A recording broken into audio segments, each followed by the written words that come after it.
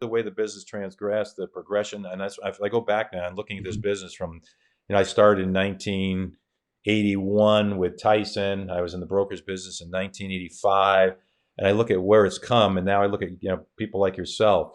Social Yeah. media, what social media has meant. I mean, we didn't know what Twitter was or whatever, and I mean, Zoom meeting. We didn't have Zoom meetings. We got a Right. conference call, and half the time, people would drop off. You didn't even know if they were on the call. So it's an Right. interesting time, and you've done a great job of bringing in new revenue and hiring great Yeah. people, and I think it's kind of gone full circle. And I think that this Hmm. business, and I look at what happened COVID. I mean, COVID has changed so much, and I look at companies now that downsize, and they don't have the same. First of all, they don't have the manpower. A lot of brokers can't afford Hmm. the manpower. Manufacturers aren't paying the revenue, yet it's still a relationship business, and in my mind, always will Yeah. be. I know centralization of distribution. I had the fortune last week. I had lunch with a fellow by the name of Frank Damani. Frank Damani was the president of Cisco San Francisco back in the 90s, 80s, 90s, and early 2000s, and he helped keep our business afloat when we went through some tough times in the late 80s.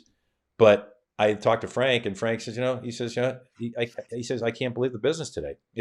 Nobody's in the office, distributor office. You Hmm. can't get a hold of anybody. It's all done, Hmm. from central, where it's Houston or whatever. They have a warehouse.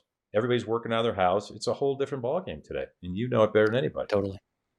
Yeah, for sure. I mean, the pandemic has really, I think it advanced technology at a very rapid pace, and it changed the way that we do business. The kind of I like to call it food service, but others are calling it now, away from home. Yeah.